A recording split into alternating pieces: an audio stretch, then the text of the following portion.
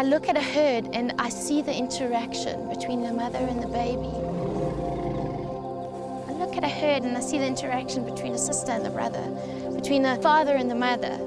They are so cognitively thinking, they are so emotional.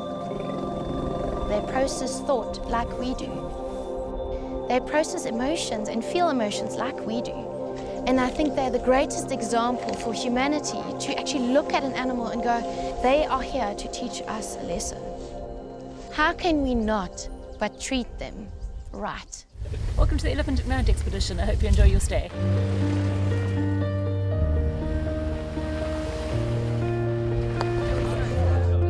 My name is Carla Geyser. I'm the expedition leader of the Elephant Ignite expedition Women for Wildlife. Africa is ready for females. Like a matriarch leads the herd, I wanted to do something by leading a group of females through Africa. I always like to try and do a journey with a purpose and basically be the voice for those that can't speak out for themselves. In the last 3 years, there have been over 100,000 elephants poached, and that boils down to 1 every 15 minutes. And I just decided that let's see what we can do to help elephants. To do it on this platform where it's Women for Wildlife, which is something that's never been done before. It's so hard to pinpoint one particular moment that was pivotal in realizing why we did this. It has been a series of moments. Since day one, the first day on the expedition, we went to Tula Tula, and that's where I saw my first wild elephant. That moment it captured my breath. I still have to kind of touch myself to think that this is really real, that it's not just about dreaming. We had an opportunity to take part in an immobilization of an elephant at Pinde. The first time that I touched a fully grown elephant made me realize that I really, really, really want to be involved in protecting them. Very excited to be with Elephants Alive. The Elephant Ignite expedition has actually paid for one of the collars, and I think it's going to be a very exciting day. We were on the ground with a vet, collecting vital data from the Ellie, measuring her feet, measuring her trunk to determine her size. We got to see the entire operation, and right towards the end, when it was time to actually wake her up, Cobus allowed Carla, our expedition leader, to administer the antidote. And we watched this girl slowly get up and just amble into the bush calmly. It was the most spectacular experience.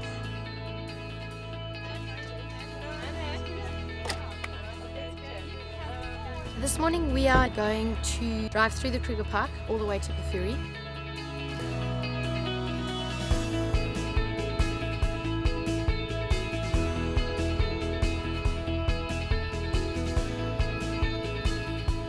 East Africa has been a massive summit for us as an expedition at the Save the Elephants research camp.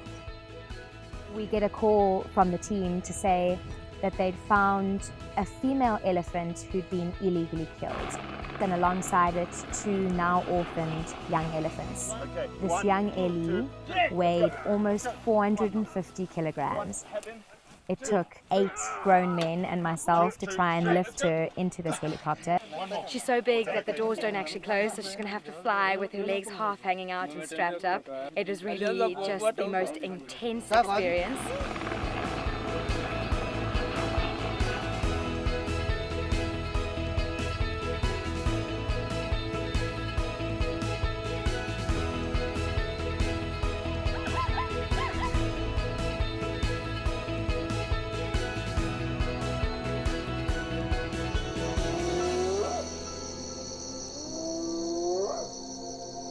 This is where the last 3 remaining northern white rhino are protected. We were taken to the enclosure where Sudan, he's been in captivity for at least 2/3 of his life. One by one, we were able to go up to Sudan and to touch him and to pay our respects to him. It was the most overwhelming feeling of just disappointment in the human race. Every fiber of my being, I was just apologizing to the species that we have let down so terribly. And I think it just made us all the more determined to never let this happen again. It's our last day on expedition. We're leaving the Mara and we're heading to Nairobi to Daphne Sheldrick's orphanage.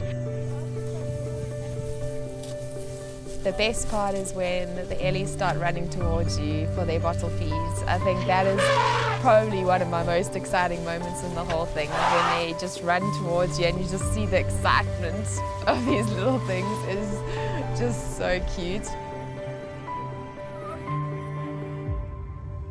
This is the most incredible experience. These babies are so playful. It's coming to get you. I'm surrounded by baby elephants and I just want to giggle. It's been my dream to come to Kenya and to meet Daphne Sheldrick. And the whole Elephant Ignite team has just met the lady herself. What an incredible, incredible experience, and what a way to end this incredible journey. I've never in my life met a group of girls with such passion and dedication. We've been called a tornado of enthusiasm. All the individual characters are strong on their own, but when we come together, we are a force to be reckoned with. Being able to actually do this has just been such a privilege. It's like going back to my roots. It's been amazing, even though you have challenges. How absolutely unique. You would never ever get an opportunity to go and visit all of these elephant conservation organisations in Africa. I believe our magic is to ignite passion in people. This trip has definitely given me hope for conservation and what's happening out there. We've seen some and met some extraordinary people and organisations. There's organisations now speaking to each other that have previously not communicated on research projects. We've definitely been weaving, I think, a web of support.